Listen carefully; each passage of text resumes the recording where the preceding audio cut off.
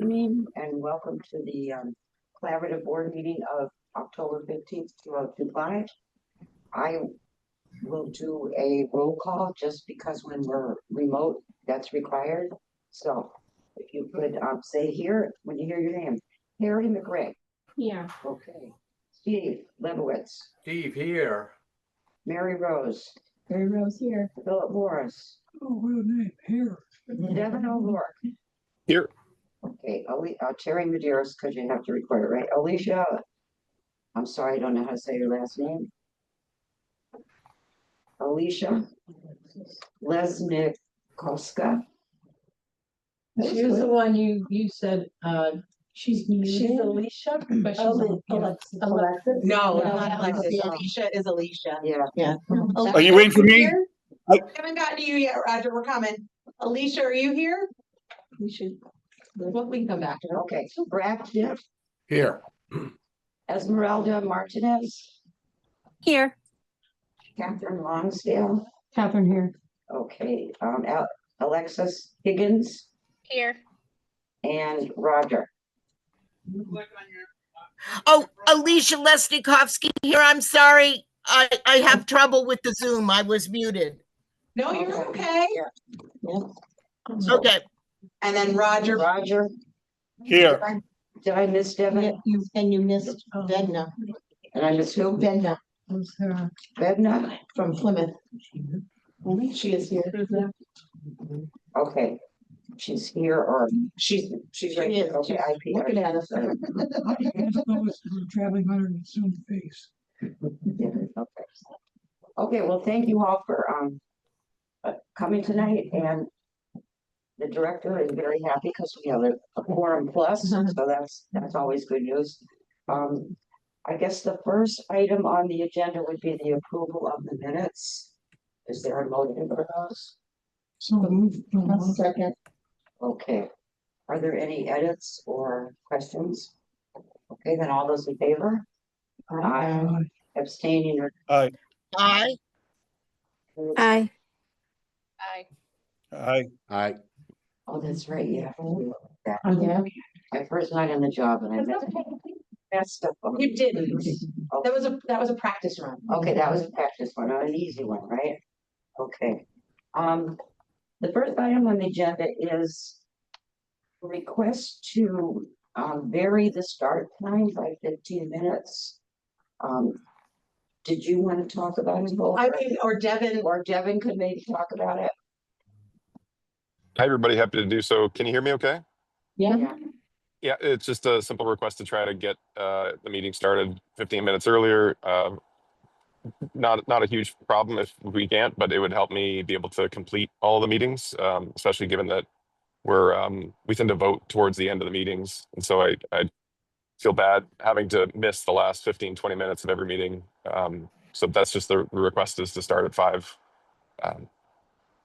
Trying to fit other things in our schedule. I just sort of noticed in our last meeting that we had a few people also drop off as well as myself, and just thinking if we're doing mostly virtual and maybe it's okay to shift it earlier. So we were talking about this, Devin, at our admin meeting just before this meeting. The first item on the agenda is always called the Cracker Barrel discussion. That's something I inherited. It was here. So I asked some of the folks who've been here longer sort of what that was. I thought it was to get a quorum, to give people time to get on to get a quorum. And I don't know that any of us feel like that's necessary. I think if the time starts at 5, then we can that's when you need to be here, is 5. So from a CCC perspective, starting right at 5 and getting rid of that Cracker Barrel thing is fine with us. And then Devin had also asked if we could move items that are up for a vote earlier in the agenda as well. So I just wanted to throw that out there on the table for the board to consider too. So can we vote tonight or do we need to put it to the next meeting? I'm not sure. I Kind of don't like a first read and second read. It's not a policy, so I don't think you have to. It's up to you all to. Yeah, I don't know.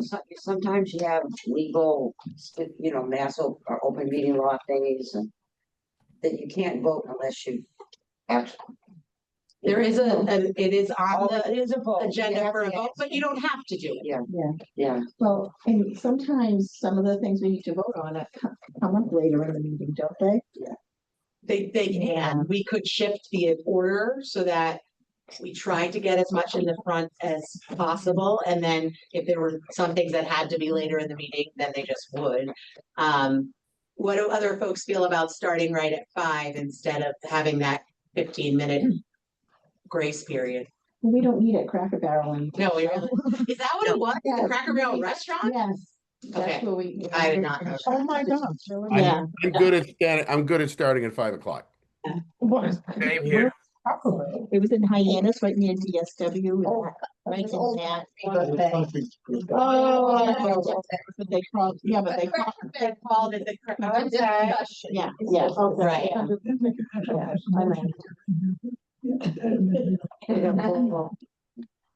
I don't know. So, Yeah, 5 o'clock works. Yeah. okay, so everybody's pretty much timed. So I think it's up for, if someone Yeah. wants to make a motion, they Make a can. motion. Is a motion So moved. necessary? Wait, Roger has his hand up.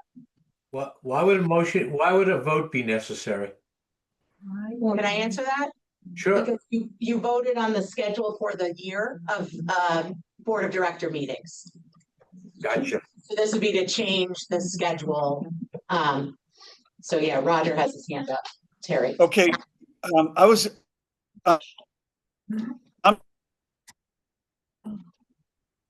Can't hear you. We can't hear you, Roger. Might have to get rid of his video. He's not on video. Roger, I spoke too soon about being excited that we could hear you. We can. If you want to put something in the chat, I can pull that up. favor of it, but I was just wondering, is it possible to still have the Cracker Barrel and then? Oh, Do you want to try again?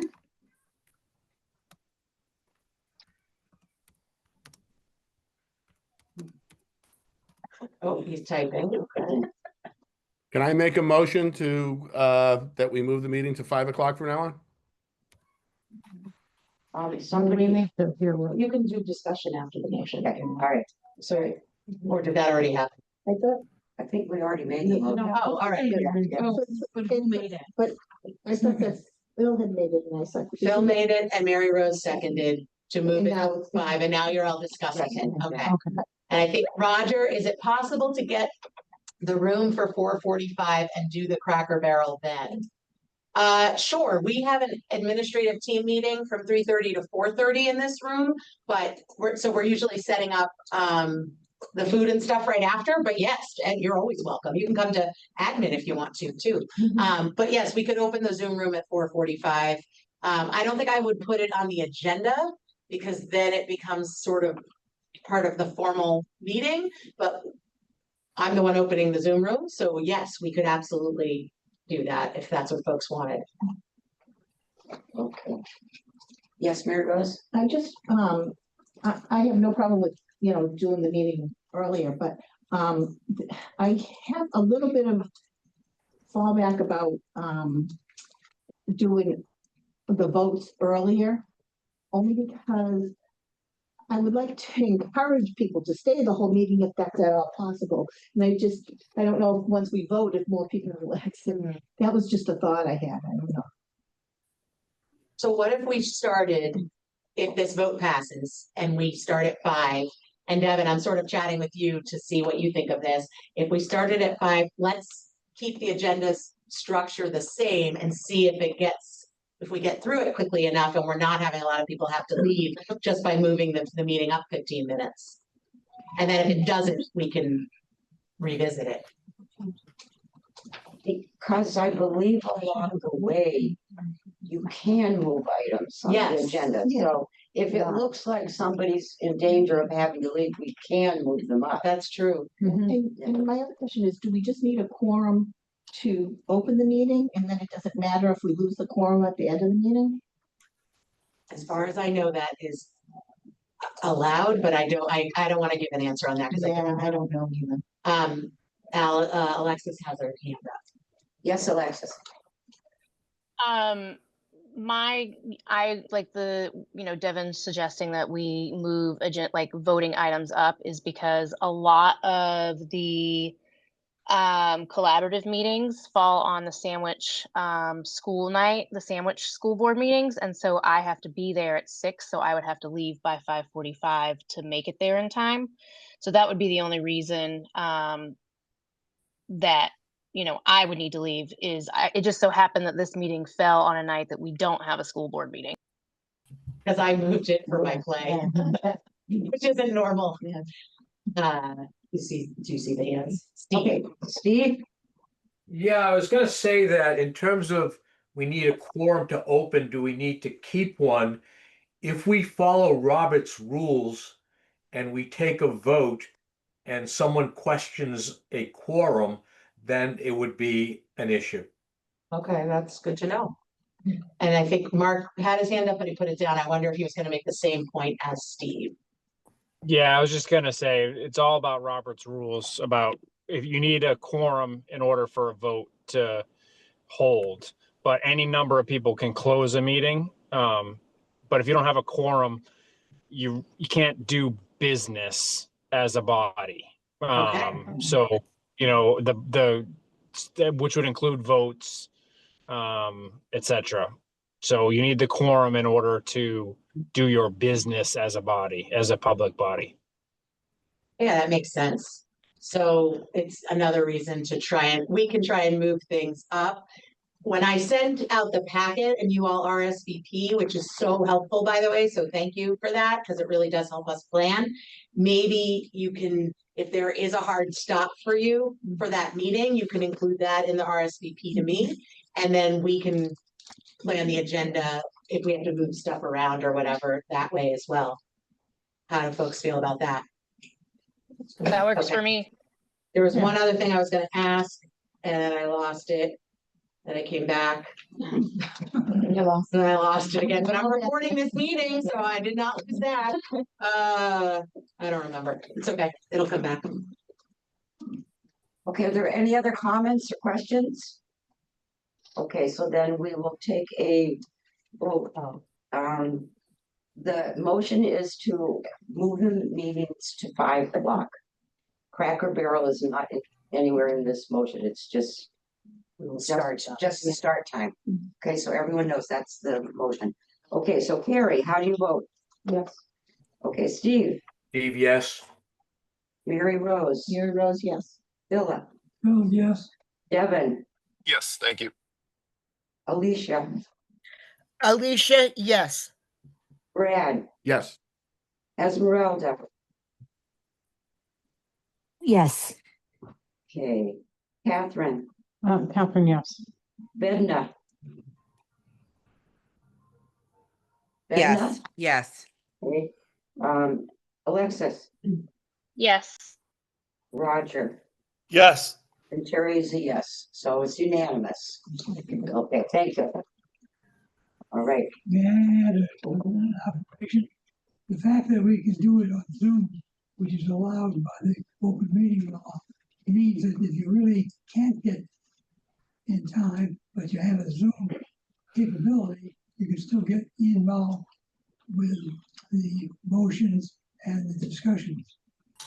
yeah, if you're not driving or something like that, right? Well, you can even hook up your car. Right, if you what really- we don't want to recommend though. Well, I say yes. I think one of the glitches, Phil, was that other meetings are happening, like Well- school committee meetings, and I think that was one of the challenges at the same time. But I think we also can move at a brisk pace. You ask as many questions as you want. I don't ever want you to think that, but we do try to keep it to the most important things. And we'll continue to try to do that as we go. Okay, all right, thank you all. That was good. We decided something together. So next on the agenda would be the executive director's report. All right. Dr. Hanson. I'm gonna share my screen, which I swore I was gonna stop saying I'm gonna share my screen because everybody says that. And we all know I'm sharing my screen, right? It's not like it, but everybody, do you notice that everybody says that? Yeah, it's not just me. Okay, so I'm gonna make this smaller so I can see. All right, so happy October. Thanks again for changing the date for me. And I am happy to see so many of you here and on the screen as well. So the first thing I'm going to talk to you about, as you know, this is our 50th anniversary of Cape Cod Collaborative. And since our last meeting, we had a kickoff birthday party that involved the students at Waypoint coming on a bus over here to the Osterville site. And so thank you to the transportation department for getting that bus coordinated for us. And the Waypoint students and the STAR students and the staff, we had lunch together and we celebrated with a cake. Kids made crowns. Calvin, you can see, had a crown himself. And it was a really fun, the cake was very good, I have to say. But it was a really fun event that I want to thank the team for pulling together very quickly. We had a 50th anniversary celebration committee meeting on a Wednesday, I think it was, or a Tuesday, and we had this party on the following Monday. That's how quickly we pulled it together. It was really one of the most special things. Over here is the Waypoint kids and staff. One of my favorite things, well, I have a lot of favorites from that day, but two of the favorite things was one, some of the students who are at Waypoint who used to be over here at STAR. This is like my favorite thing ever. One of my buddies was like, is Mr. Nobile here? Is Mr. Nobile here? And we were like, yeah, he's gonna come down in a little bit because the calf wasn't big enough for everybody to have lunch at the same time. We did cake at the same time, but not lunch. And the two kids were like, oh man, I can't wait to see him. I wonder if he still has hair. So when Bill came down, and these are kids who, school's not always their favorite place. They sprinted at Bill and like, and they were so happy to see him, and he was so happy to see them, and he still has hair. So that was amazing. It was truly wonderful. Jen Smith did a huge amount of work getting all this coordinated, getting the decorations, the cake, putting everything together, and then the program directors and the teachers and the staff having the kids. So the kids at STAR worked on those like 50 crown things, but then they also did projects around 50 of items. So thinking about, we brought it to math, and then at Waypoint, they were very much interested in how many of us were 50 and how old we all were. And and we had done our Waypoint summer or extended school year program here at the Osterville site. And as I said last month, not a lot of Waypoint kids come in the summer for a lot of good reasons, like work. But the kids who had been here were like able to show it off and like, oh, there's the gym. And it was just, truthfully, there's a lot of days that are very hard with what we do, but this was not one. This was an amazing day. If it had rained, I don't know what we would have done, but it was wonderful. So I don't know if I should open it to my team to see if there's anything you wanted to add. No, I would agree. It was really great to see some of the kids who used to be here. Calvin kind of helped neutralize a couple of things too, which was amazing. And kids tried to race him, which was interesting to watch. And Calvin is so fast. He's very fast. He's so fast. So, and we did sing everybody together in the cafeteria. We sang happy birthday to Cape Cod. No one was as excited about that as I was, but they did it. And it was, go ahead. And it was the first full school field trip for Waypoint work. Every single student and staff member went on the same field trip at the same time. So it went off without a hitch, and they really enjoyed themselves. Yeah, and our theme this year is, our hashtag is We Are One Collaborative. And so this was for us really important that the beginning of this celebration was the whole collaborative, all of the kids and staff. Obviously, we couldn't have all the transportation folks there because they're driving and whatever. But yeah, everybody wore their shirts from the first day. It was not required. It was just suggested, but most people did. Yeah, it was really good. And now I want that cake again because it's delicious. I have other pictures. If you look at our social media, you're gonna hear me say this every single month, but our consultant Darlene does such a phenomenal job putting out amazing content. We provide her with pictures and she puts it together. So if you follow us on Facebook or on Instagram, you would see a bunch more of these pictures. Calvin plays a very big role on our socials. So if you're interested in seeing more of Calvin, give us a follow.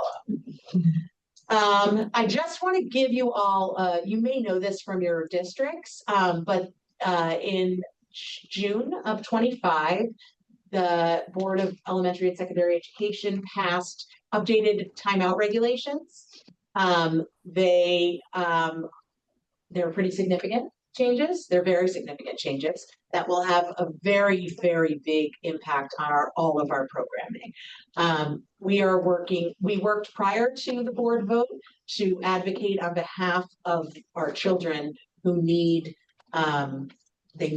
opportunities to take space in a safe way. Some of our things were heard, because it was also supposed to go into effect this September. They did push it, so it doesn't go into effect until next August 26th, 2026. But that was pretty much it. Most of the rest of it is still in there.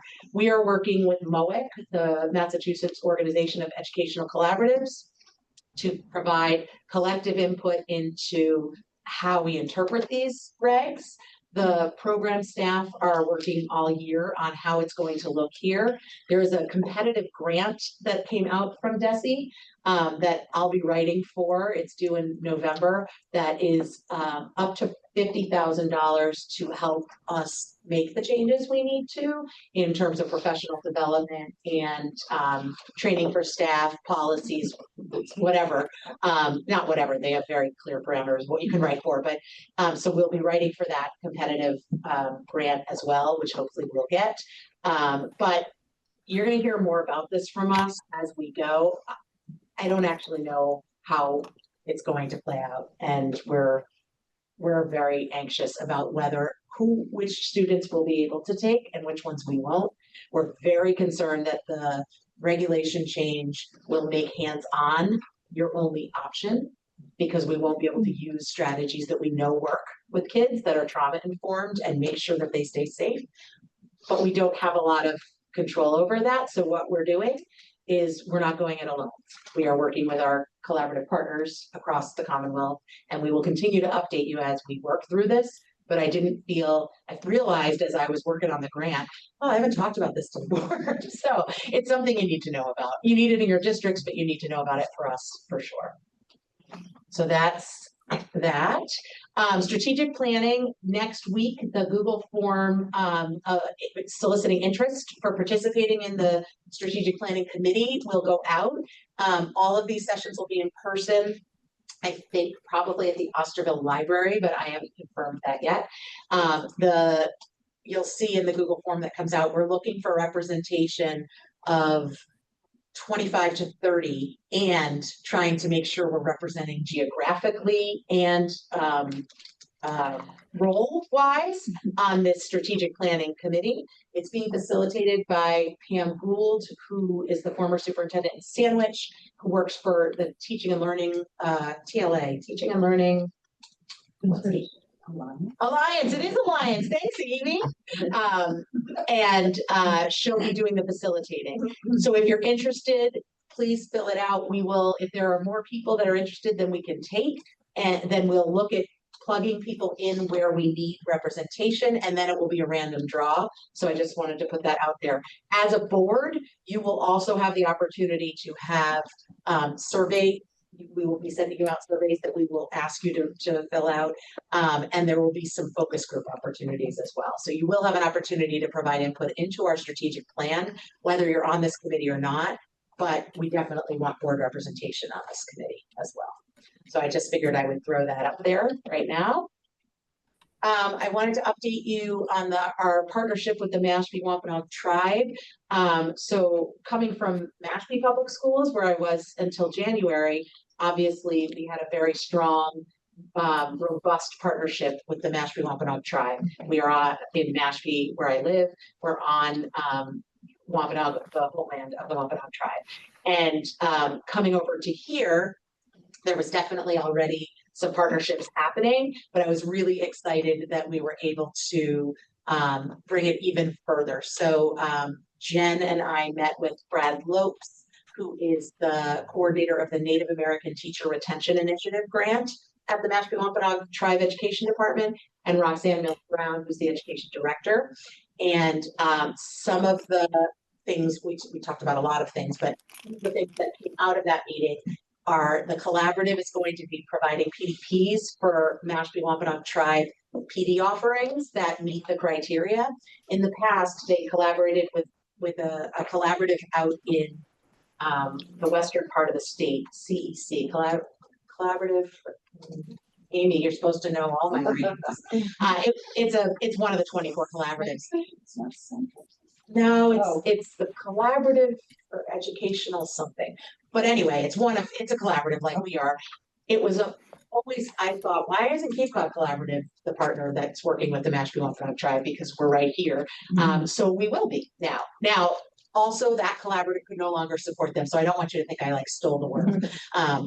We're not, there's no money being involved with any of this too. It's just something we're doing as part of the partnership. Brad and Roxanne are also going to come to our curriculum directors meeting in November and to talk about the Native American Teacher Retention Grant that Brad runs. This grant allows the tribe to pay for classes for Wampanoag students to become teachers. It allows, we worked with it in Mashpee where we had paraprofessionals who wanted to become teachers, and it supports those paraprofessionals financially and with wraparound services in order to help get them licensed.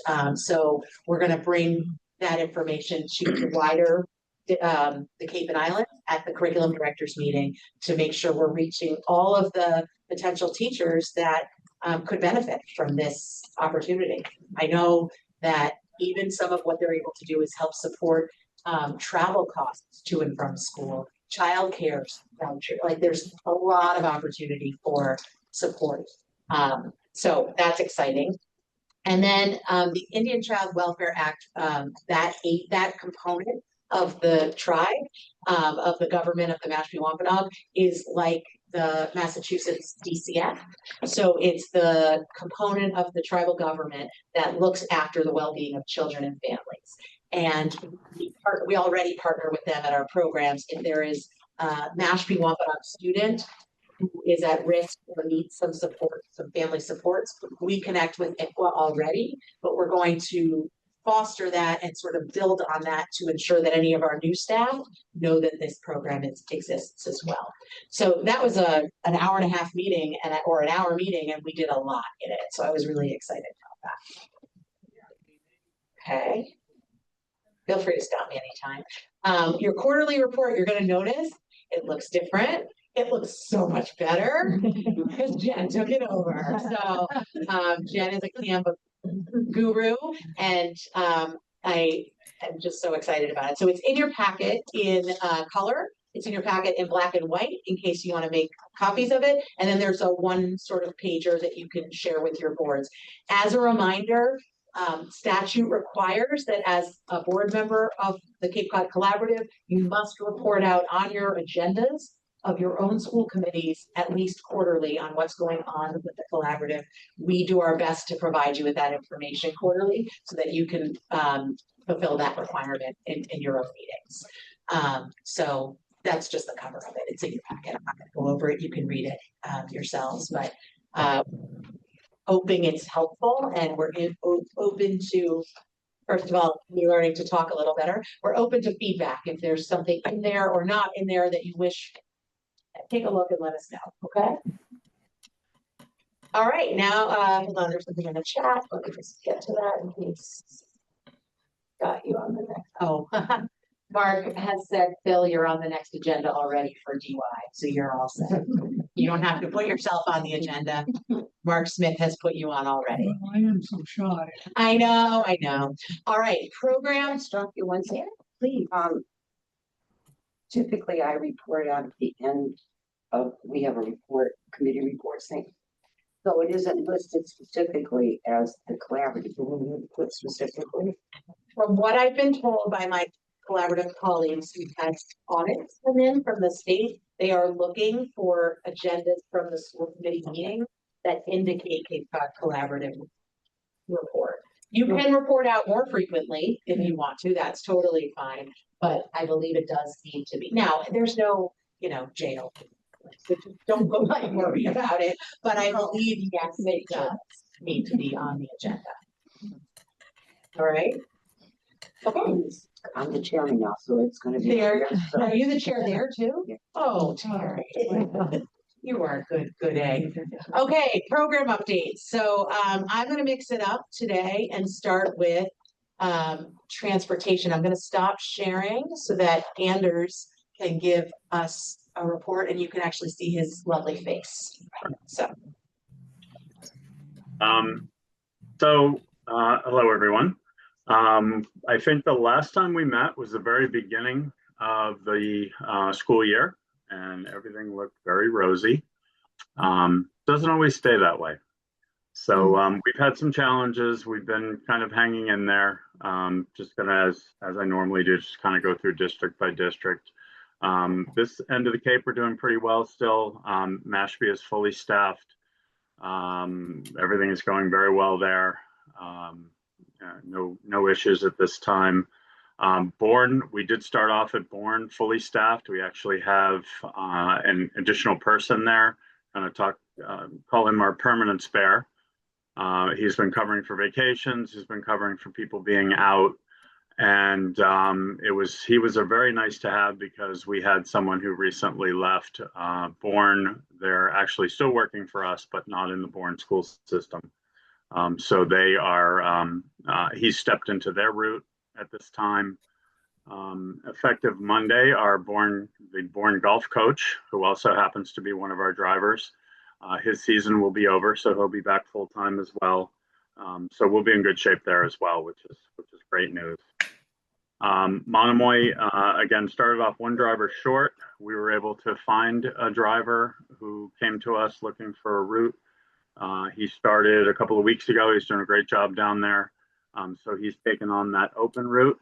And then the other driver that we had in training, he's obtained his license, and he'll be starting with us shortly. He's got a couple of things he needs to take care of first. So we should be in good shape in Monomoy, hopefully by the end of the month.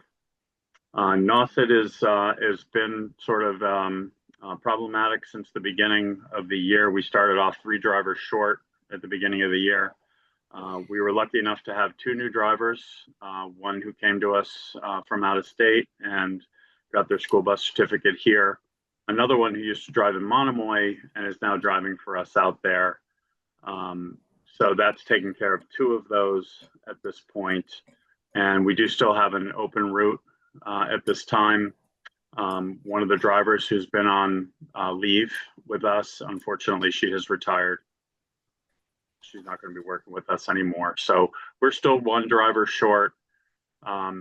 We're, again, in pretty decent shape throughout. We've just had a lot of people out. We've had a lot of sickness going on throughout the organization. That's been a little bit tough. Last week was difficult because it's a holiday week. A lot of people wanted time off. So, we got through it. We've got a great staff that come in and help out. Everyone in the office, of course, is fully licensed. So when someone calls, we've got people at the ready to jump in. So we're getting through it, and it looks to be certainly improving at this time. As far as new drivers, we've got a new monitor who started this week. They're going to be a spare monitor. We have a new CDL trainee that we actually just hired today, which is great. We have a lot of, what happens often is that we get a lot of people who are calling in and they're coming in for interviews and they're all excited, and then we never hear from them again. Our trainers and our transportation manager, Lisa, they call at least once a week, sometimes more often. Just to try to keep people interested, because it's a lot. It takes, a lot of studying just to get your permit. And then you've got to go through the whole 60 hours to get your license and do the road test. It's a huge commitment for people. So they do a great job staying on top of people and getting them going. So although we have a lot of people who are inquiring, not a lot of people in training right now.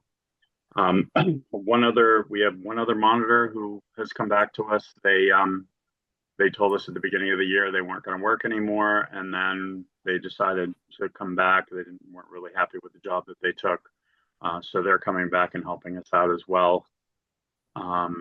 Truro fully staffed at this time, and Nantucket, we actually got a rehire of a driver in Nantucket. So we now have an additional route out there, which has been great because buses were very, very overcrowded. So far, that's working out very, very well. We still could use some more people out there. We're aggressively searching for a 70 van driver.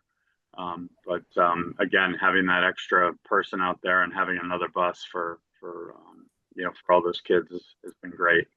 So we're getting there. Thanks, Questions? I was just going to ask, just for new folks, we do pay people while they are training. So that commitment of 60 hours, we are paying them. I just wanted to clarify that because it is. Bill had his hand up. I was watching the raindrops fall gently in from the sky for the last couple of days, wondering how you hold it all together when they say there's going to be some rain.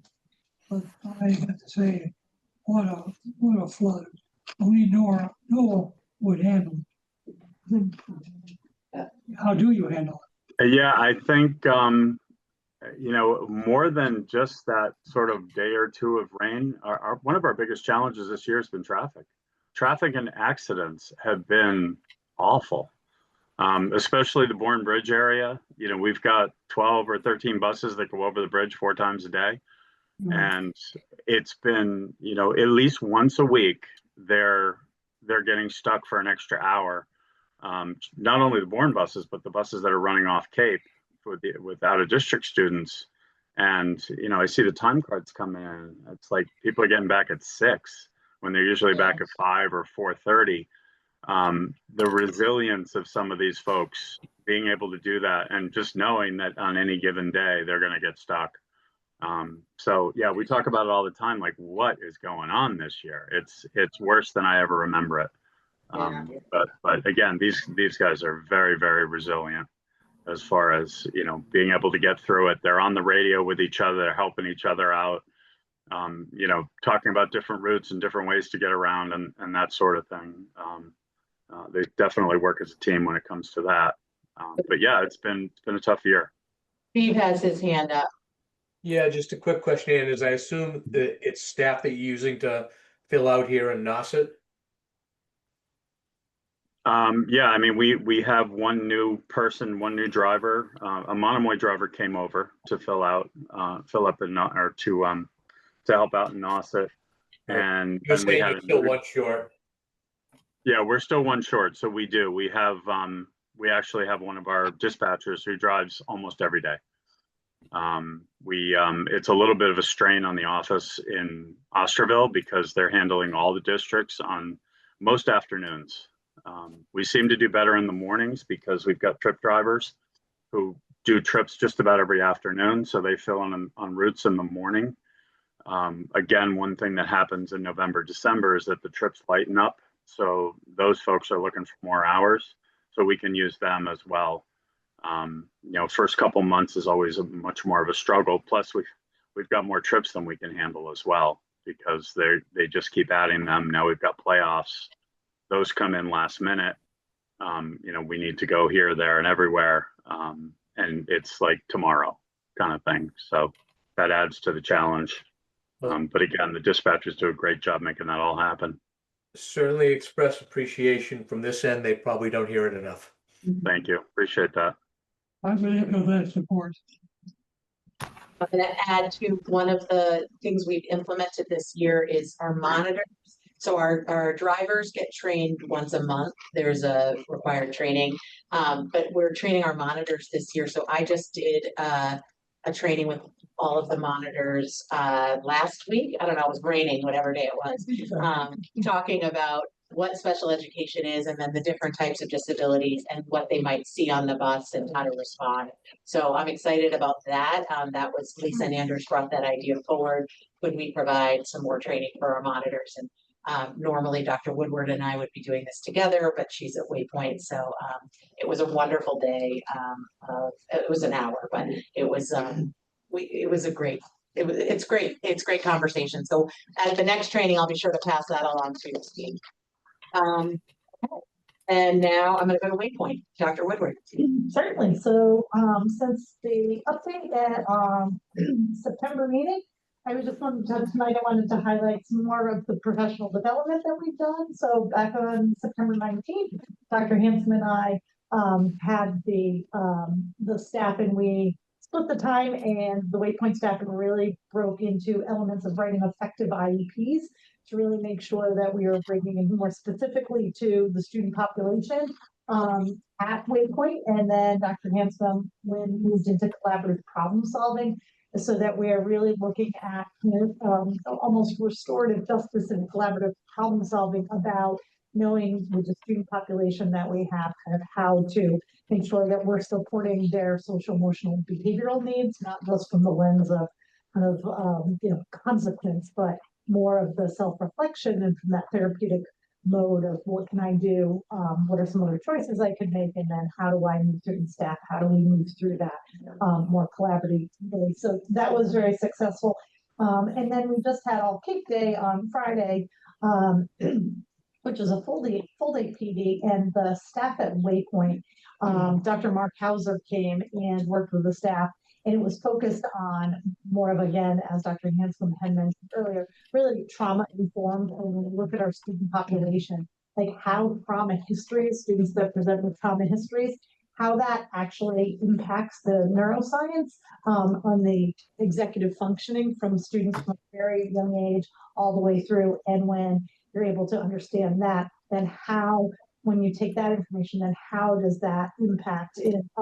How do you look at differentiating your instruction and the actual instructional techniques in the classroom? It was from the feedback that we debriefed kind of on Tuesdays. We have a staff meeting, debriefed, and it sounded like it was I was at the CSTAG training, but it was very robust. It used some case studies they really worked through. And from that, we were able to pull out just different areas that the staff there really want to focus in, so that we are really targeting and highlighting really strong programming for our student population specific to Waypoint. And then one other thing that's really supportive of the student population at Waypoint is we have kicked off for the year our community-based justice meetings, and those are with the DA's office. And that's really for students that may struggle with coming to school and school attendance, or ways that we can do to keep them coming in schools and other areas to really try and get to before we have to get to that CRA where it's a child requiring assistance. So it's another supportive stance. So I just wanted to highlight the ways that we're kind of wrapping our services and our knowledge base around the student population to be as socially supportive of the students. Any questions for Dr. Woodward? All right, let's go start. So I am very lucky to have some very creative staff on my roster. They have come up with, I don't know, probably 50 activities. So we're going to create a Google Calendar and try to space it out throughout the year of things you can do. One of them is certain exercises. I might be out that day, like big squats and things like that. But certainly they've been super creative and taken that on in a huge way, because I would have been like, I don't know, let's do 50 something. So that's exciting to see, and that will be on our social media, so please check it out. Also for PD, we're really focusing on those new timeout regs and sort of how to roll out the training on that for all the staff. We sort of got a heads up last year from Desi, so we're a little bit ahead of the game. We had CPR on our half day, and I'm always blown away by first responders' response to us and what we do. Cause I think, God, I don't know if I could do that job. And they're like, you guys do amazing work. We can't believe what you guys do here when we start to talk about some of the situations we're in. So, it's always nice to get some recognition from people. On the full day, staff here, did like 4 or 5 different trainings. So they did, vision impairments, and our TBI staff brought in different goggles and things, and they had to do activities with goggles and glasses that made them feel like they had a vision impairment. So they had to make vanilla pudding or put together a sandwich and things. Calvin also got to try on some goggles. I thought I put the picture of Calvin, but it's on our social media wearing the goggles. Wearing the goggles. Well worth the click. Yeah, it was, they sent it to us while we were in our Oh my training, gosh, we so it was, burst we were out. all dying laughing at the picture. Also, communication, our speech and language pathologists split into 2 different groups, one on pragmatics, one on AAC devices, sensory and activities we can do for trying to keep our kids regulated.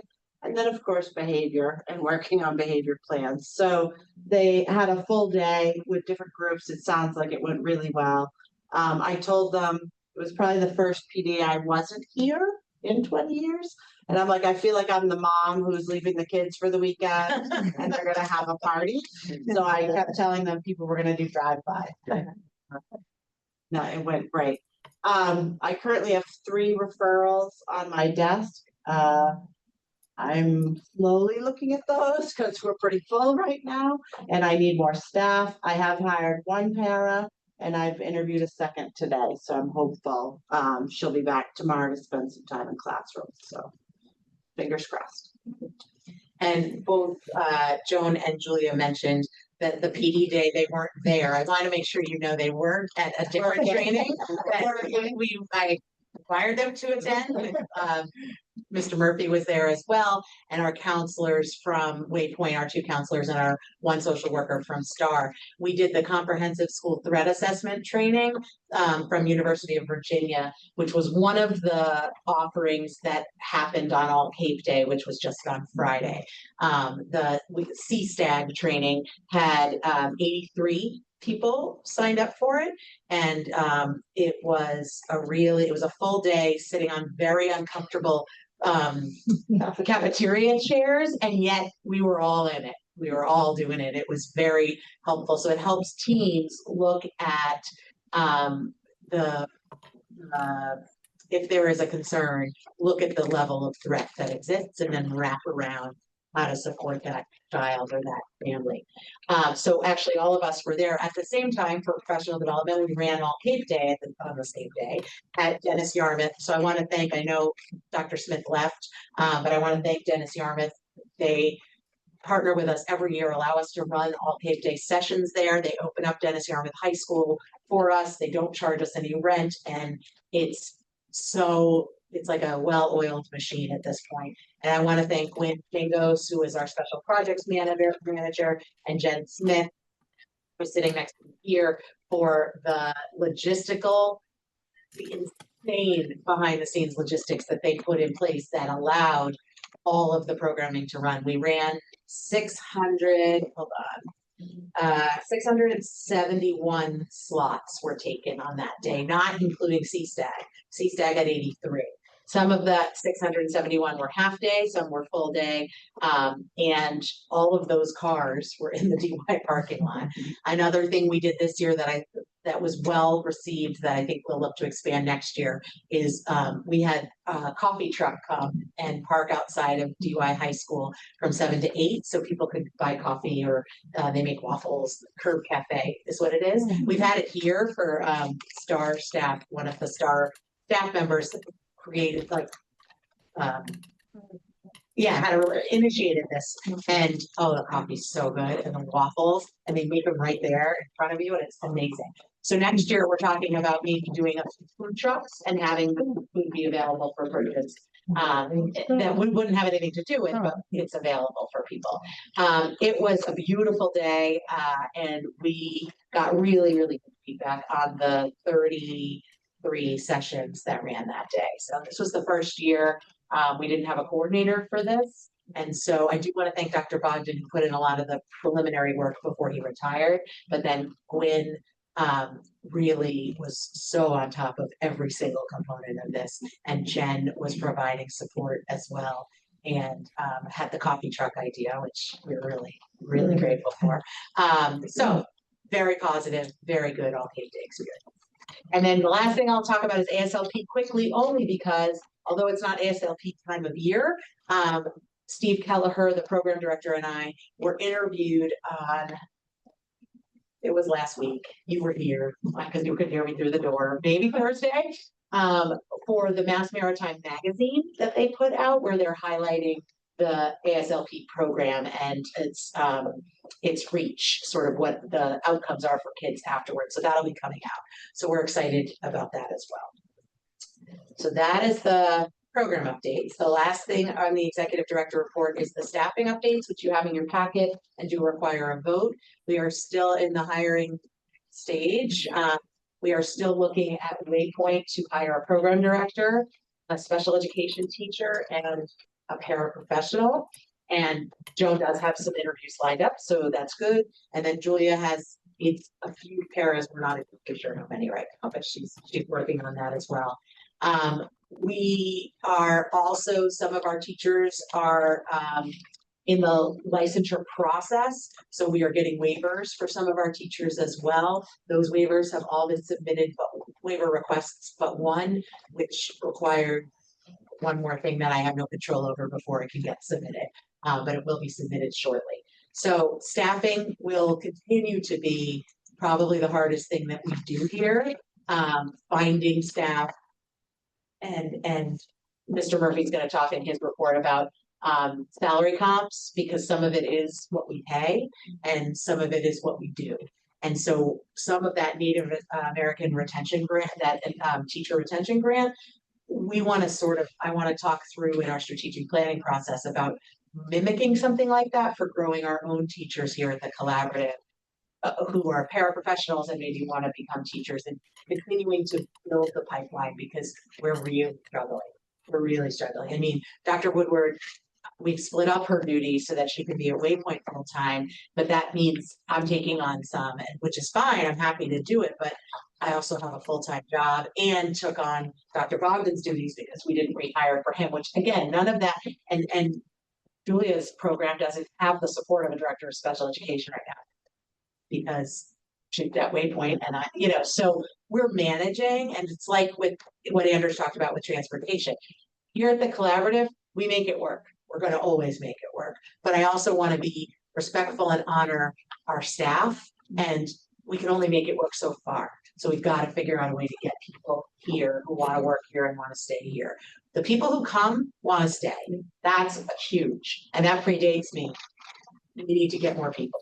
So sorry for that, like, soapbox. That's how I'll end my report.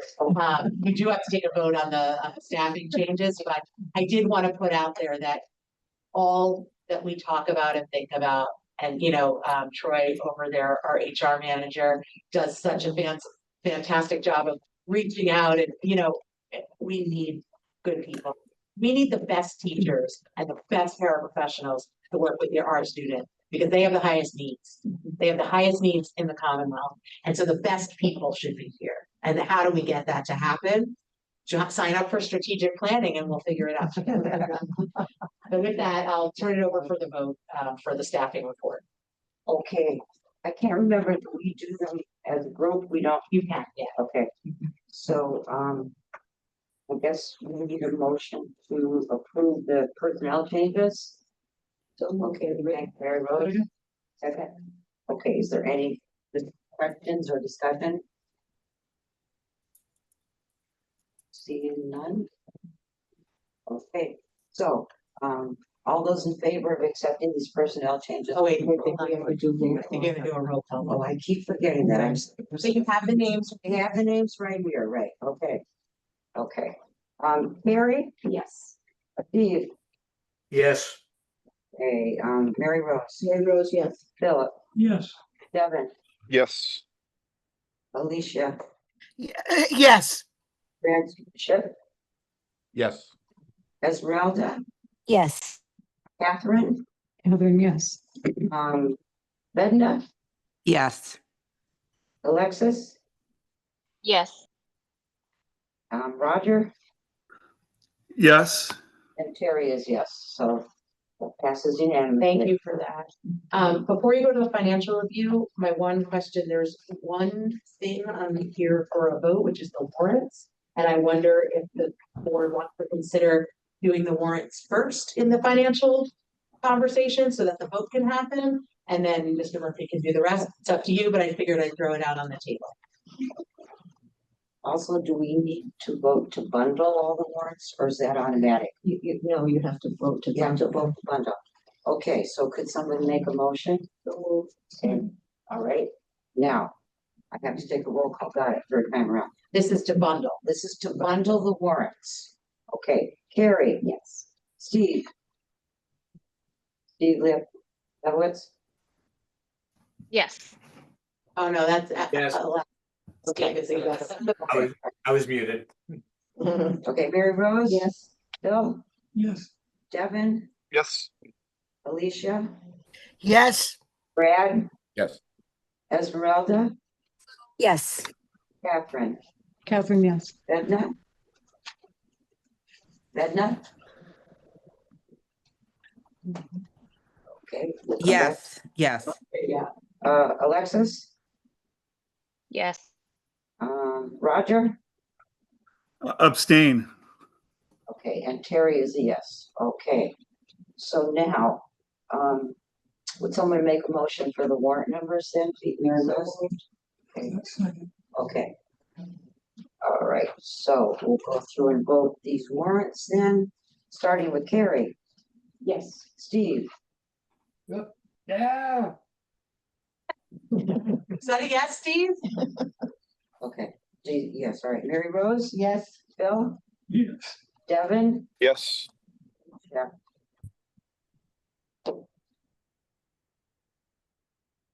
Alicia? Yes. Okay. Brad? Yes.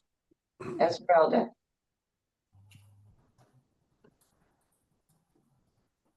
Esmeralda?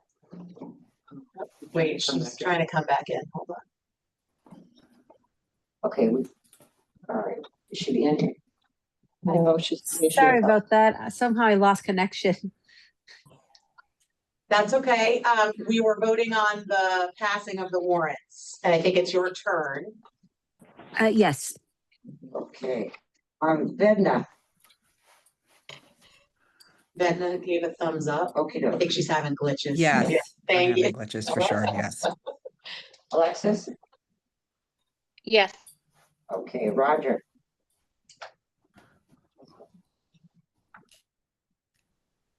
Roger?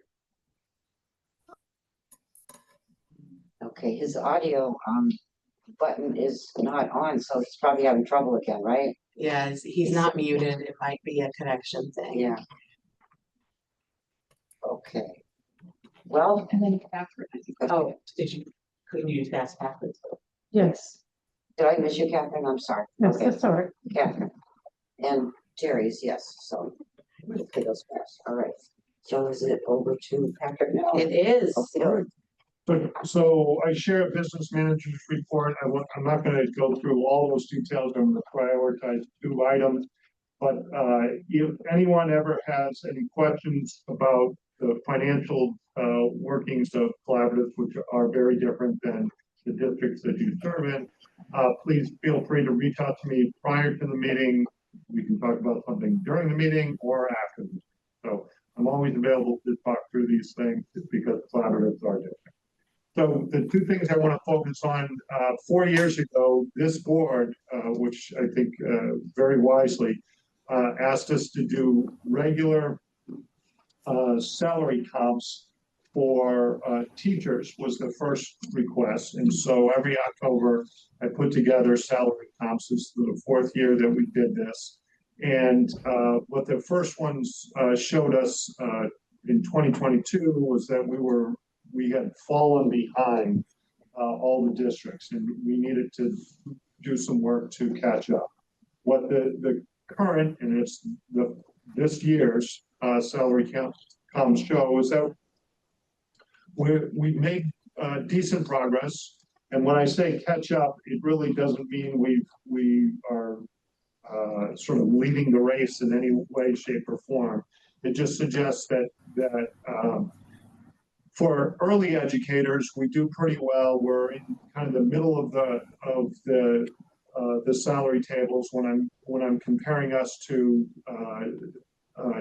approximately 10 other districts. Towards the top of the experience range, we're falling behind a little bit.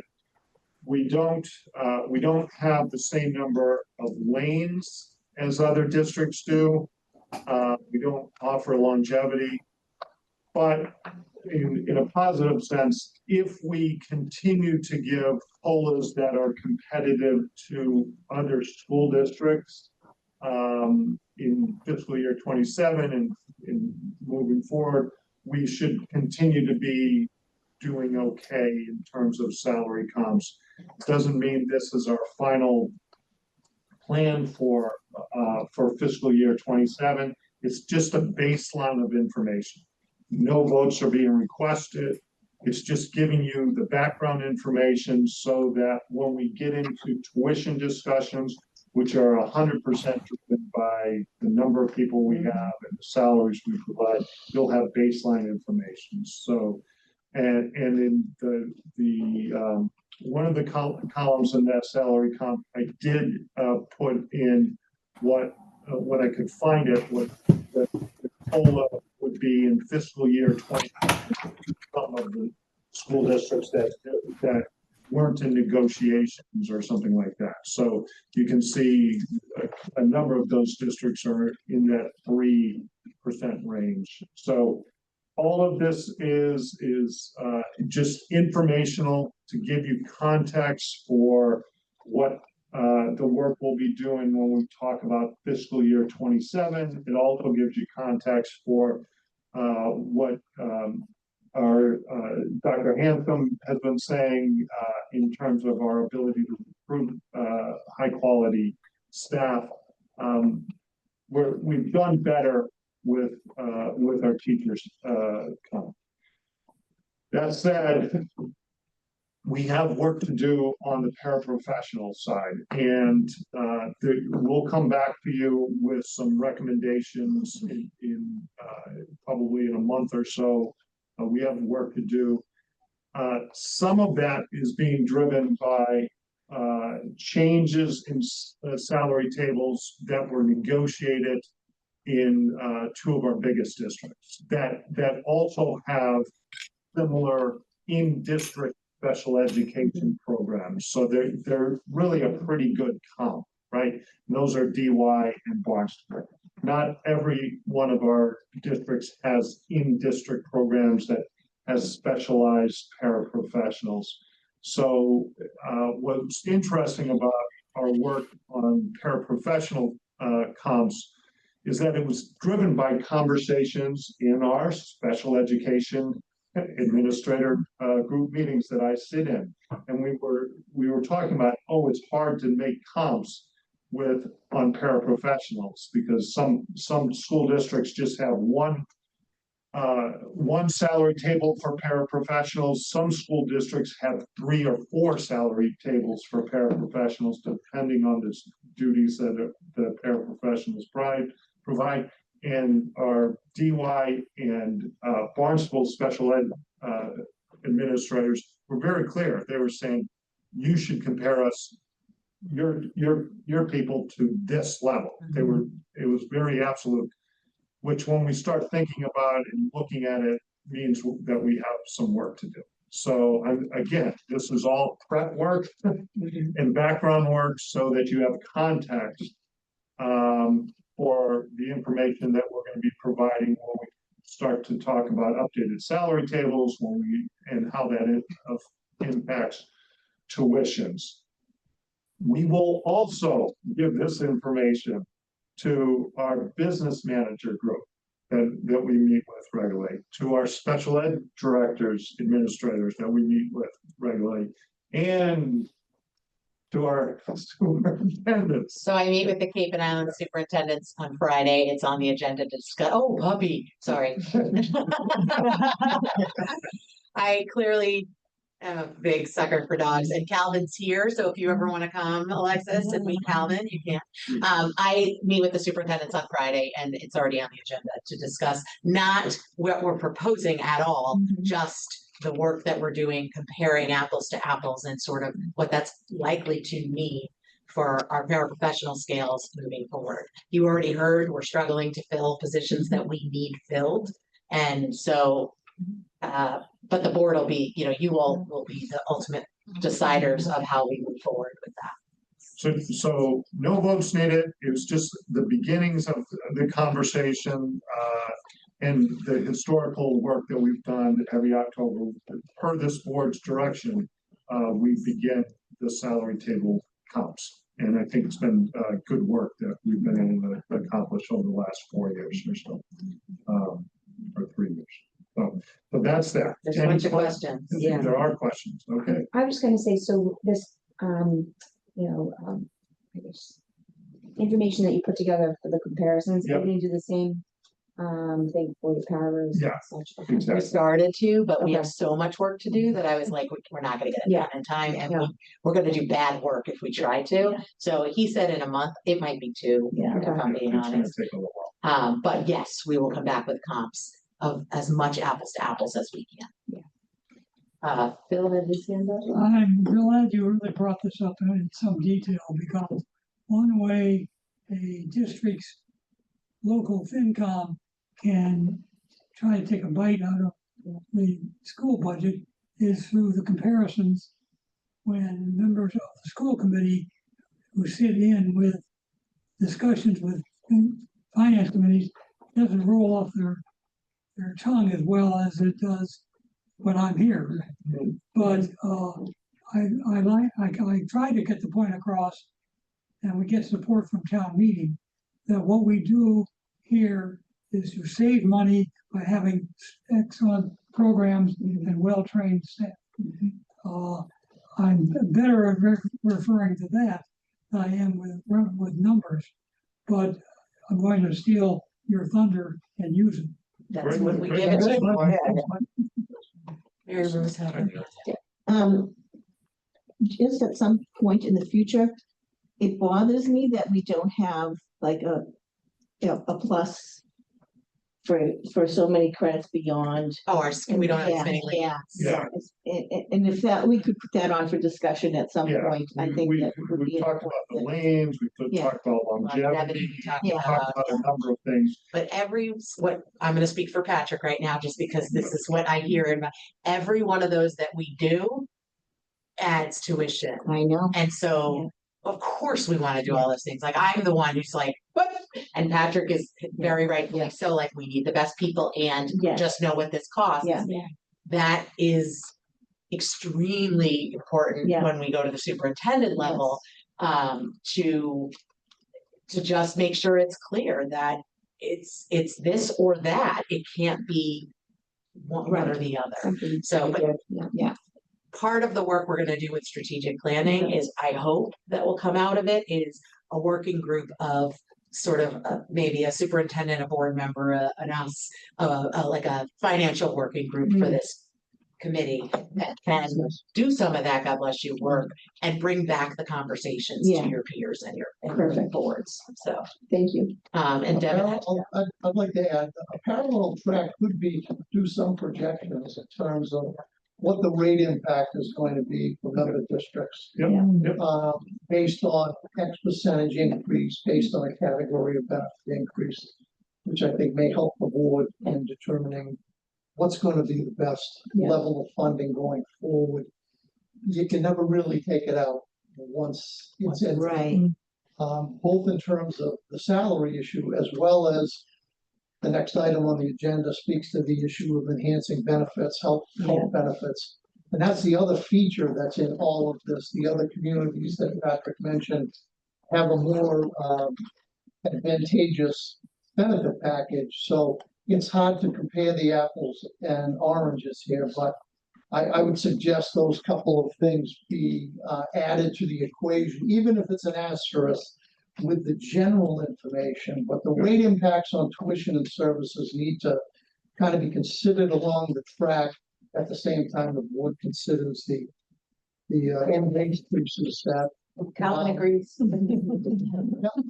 Another thing, yeah, exactly, that, Pat, I've been working with Pat on and we're looking at is a distribution table of who falls where in the salary scale and then who has the education, which we don't necessarily even know. Right. So we're not gonna have that work for you next Right. month either, Absolutely. but those are the conversations we're having internally because ultimately there's one pot of money, right? Yeah. So how do we best use this pot of money and keep kids on Cape, so you're saving their money in transportation costs and provide them with excellent programs. Yes.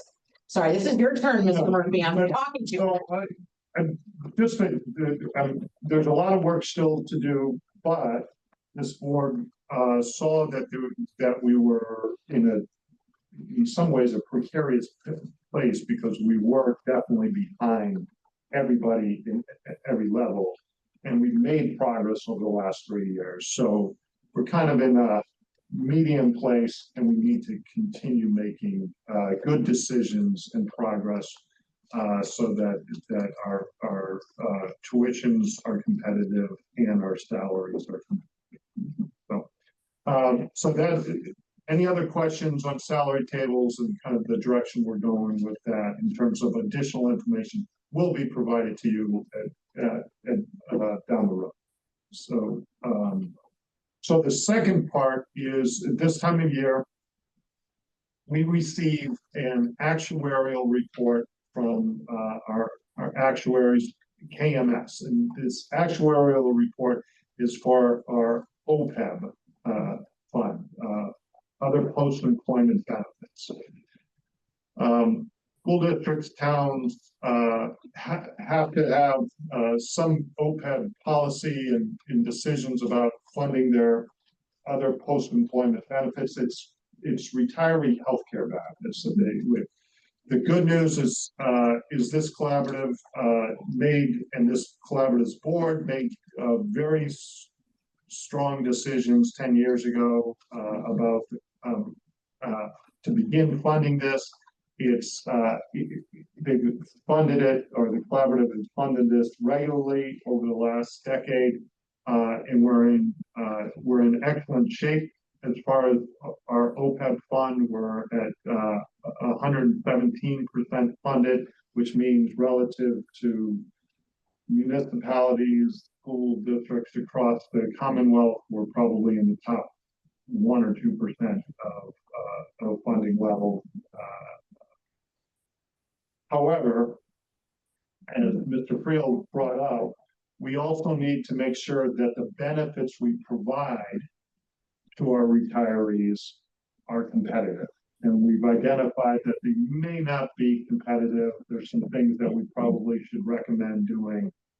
The good news is that if we do one of these things, probably not all of the ideas, but if we do 1 or 2 of these ideas, it's not going to negatively affect our overall ranking in an extreme way. If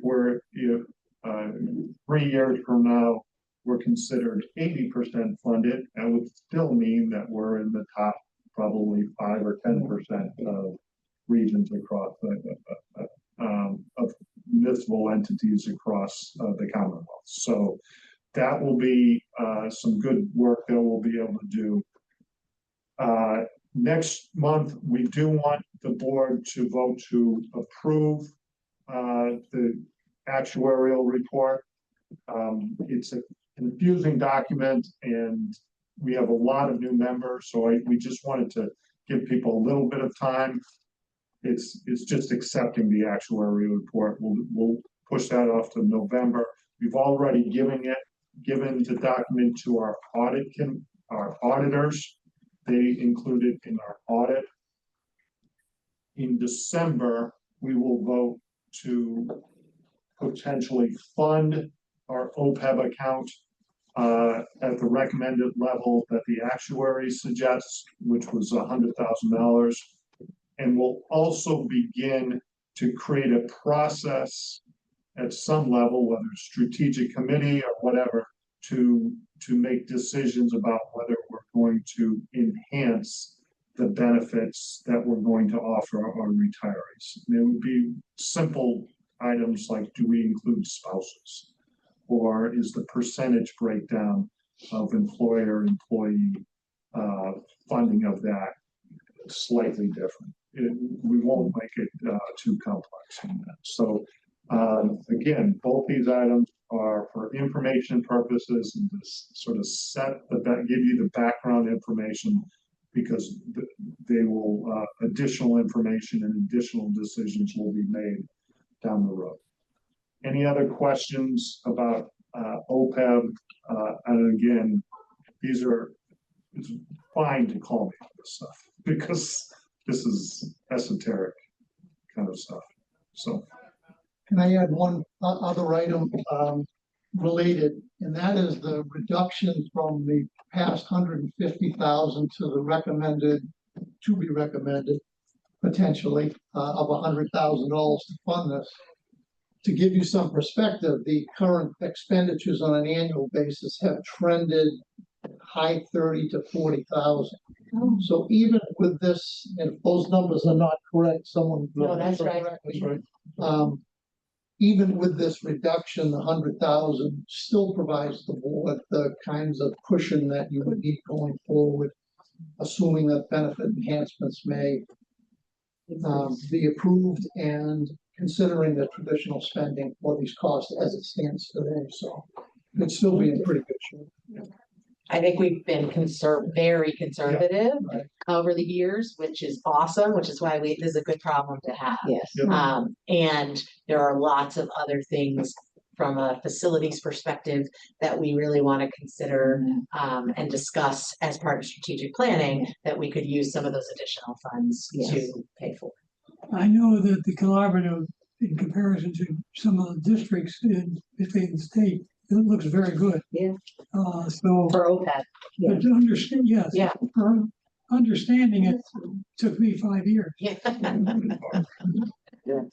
So thank you. If anybody has any questions now, that's great. Otherwise, you'll think about the questions on your drive home and email me or call me tomorrow. And Pat will also meet with anybody, we're here, so. Can I interject that having worked with Patrick in another district, we would go sometimes 2 or 3 at a time and he's wonderful to explain this complicated numbers. Okay, so yeah. And the board leadership really drove our present sort of success with OPEB. So it's an important two-way discussion. Thank you. Thank you. I just, Patrick, were you gonna say anything about the Waypoint building? So I wasn't. No. But It's not on here. No, I thought it's down here. No, I put it in the report. Just very simply, there are some rumors going on in Yarmouth about how to get a library built and what's the best way to do it. And there's some discussion about potentially using the Waypoint building. There's no funding to study that yet. There's a lot of reasons why that would, according to their own architect, why it would not be a good idea. But if there's more discussion and more conversation that will be had down the road. And don't we have a lease with them? No. Till 2031.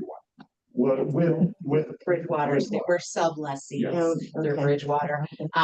Mr. Murphy attended an open forum where the architect talked to the select board and the library committee last week. There's another forum in November 4th, I think, that I'll be attending. So we'll keep you posted. We just were gonna see how it played out before we brought it all the way, all the way forward. Not trying to, I mean, it's public information, but we differ on our levels of worry about this. Yeah. But Well, last year we were worried that Zonto was gonna. be Yes, over here, so I just- exactly. I'm like, they're gonna take the buildings away from us, and then what are we gonna do? I think Yeah. that you will hear a lot from me Okay. before that happens. Okay. But Mr. Murphy and I are very good roommates because we are the yin and the yang, I would say, of worry. He worries about something. I worry about Yeah, like yeah, things he doesn't and vice versa. And again, when I say roommates, we are true roommates. We are very, very together. Okay. Poor man. Pat, we did the vote. Pat, the rest is just informational? Yep. Okay. So I think we're on new business. Okey-doke. So there are policies update. Yeah, so how do I say this? One of the things I looked for when I came on board were our policies and procedures. And we are in the process of sort of working with our attorneys to find out which of those we actually need as a collaborative. So I had hoped we would have that list for you today. We don't yet. They're working on it. But we'll be starting sort of from scratch-ish. So it doesn't mean we don't follow the laws. We do all of that. But I think this organization would do itself a very strong service to sort of formalize our policies a little bit more. What's interesting is that at my MOIC meetings, the statewide collaborative organization, we're not alone in this. So the MOIC group, we're working on, I'm going to give them what our attorney provides us for the list of like, why should they pay their attorney? And we're going to work together on coming up with sort of like MASC has for school committees for some model language. So Cape Cod Collaborative might sort of lead the pack with this, but I did want to put it on your radars that our policy situation is different from what I'm used to in a district. And I just, if that was not clear to everybody else, I wanted that to be clear. Right now, we have employee handbooks. You voted on the employee handbook last month. We have a parent and student handbook that I just got back from the attorney yesterday, so that'll come on the vote for next month. We follow all of the laws, obviously federal and state laws, and there are protections in place for bullying, Title IX, all of the requirements, but let's like package it a little bit. And then we're gonna sell it and we're gonna all become rich. No, I'm kidding, totally kidding. But I think, I'd love for whoever comes in after me to walk into something that exists and is solid for them. So that's what I wanted to mention on policies. Okay, doke. All right, so it looks like we're at the adjournment stage with a reminder about next month's meeting. Unless we were gonna do something other than. No, I'll just always link the agenda, meeting list to you in the agenda, so you have it. Is there a motion to adjourn? I'll second that. We're gonna, everybody out there raise your hands, right? That's gonna be Thank you. 5. For all those in favor, it looks like we're yes. Yeah. All right. Aye. Thank It's you. nice to see you all. Thank you. Have a good night, everyone. Thank you.